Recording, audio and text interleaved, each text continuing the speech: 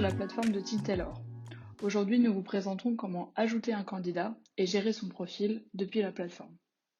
Si vous vous dirigez sur l'espace candidat, vous arrivez au niveau du vivier de candidats, vous retrouvez l'ensemble des candidats qui le constituent. Vous avez sur la partie gauche des filtres qui vont vous permettre de segmenter votre vivier de candidats sous différents aspects, comme le statut de la candidature, l'évaluation, les réponses qu'ils vous auront apportées lorsqu'ils auront postulé, etc. En haut, vous aurez également la possibilité de faire des recherches par mots-clés, de cette façon, pour retrouver un candidat ou bien une compétence particulière. Et vous pourrez également enregistrer vos recherches pour pouvoir les retrouver facilement en un clic. Avec cette petite bulle, vous avez la possibilité de grouper des actions, de grouper vos candidats et de faire un certain nombre d'actions comme vous retrouvez en bas de l'écran, comme envoyer un message à ces candidats, les ajouter dans un process de recrutement, imprimer leur profil, exporter leur profil, leur ajouter un tag, vous vous attribuez une tâche à effectuer sur ces profils, les supprimer, planifier un entretien ou tout simplement les ajouter à une campagne d'accompagnement. En haut à droite, vous avez un bouton Ajouter un candidat. Donc, vous pouvez bien sûr sourcer un candidat depuis votre vivier directement, en ajoutant son CV par exemple. Le robot va analyser ce document et pré-remplir les informations qu'il aura trouvées. Une fois que le robot a terminé, vous pouvez bien sûr vérifier ces informations, car en fonction du format du CV, cela peut différer. Vous pouvez d'ores et déjà afficher le candidat dans un département, un rôle ou une offre d'emploi avec un processus déjà en cours et une localisation si vous savez déjà les préférences de ce candidat. Une fois que vous avez descendu les différentes catégories, vous pouvez bien sûr enregistrer le profil de ce candidat et vous arrivez sur le profil du candidat. Cette fois, sur la partie gauche, vous retrouvez les informations fournies par le candidat lorsqu'il a postulé ou bien celles que vous aurez intégrées vous-même lors du sourcing. Et sur la partie droite, l'ensemble des fonctionnalités qui vous permettront de collaborer en processus. Si vous souhaitez sourcer un candidat depuis un job board ou depuis une CVTech, vous avez bien sûr accès à une extension Chrome que vous pouvez d'ores et déjà télécharger.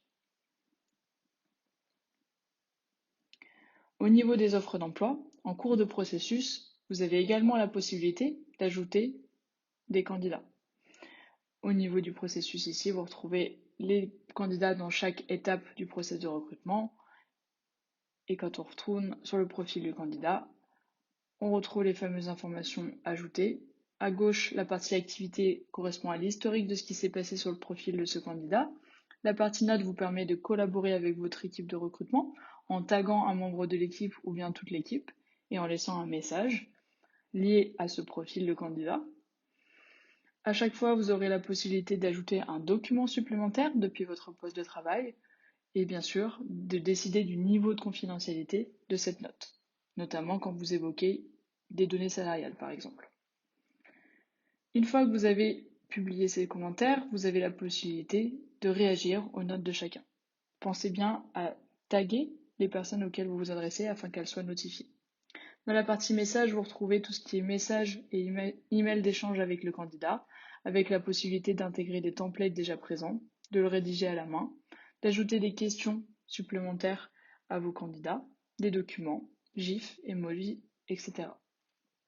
Dans la partie tâches, vous avez la possibilité de vous attribuer des tâches pour vous-même ou pour un membre de l'équipe, et bien sûr de pouvoir la programmer dans le temps, donc de décider par exemple que d'ici le 25, il faut rappeler le candidat et que c'est Julie Durand qui doit effectuer cette tâche.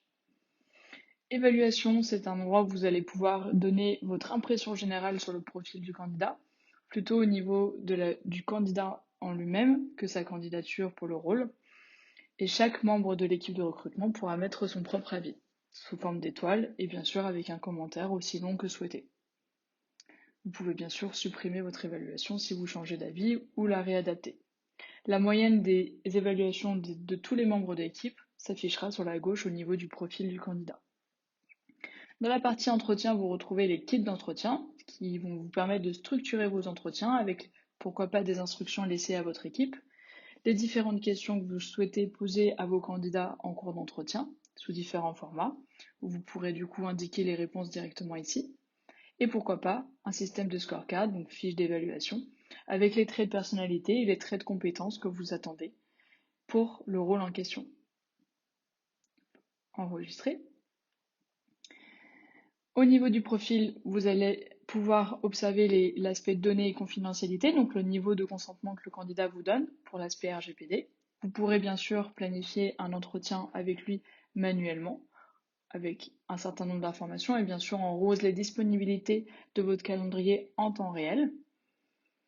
Vous pouvez activer le système d'entretien vidéo avec la solution TeamTeller ou bien la solution de votre préférence.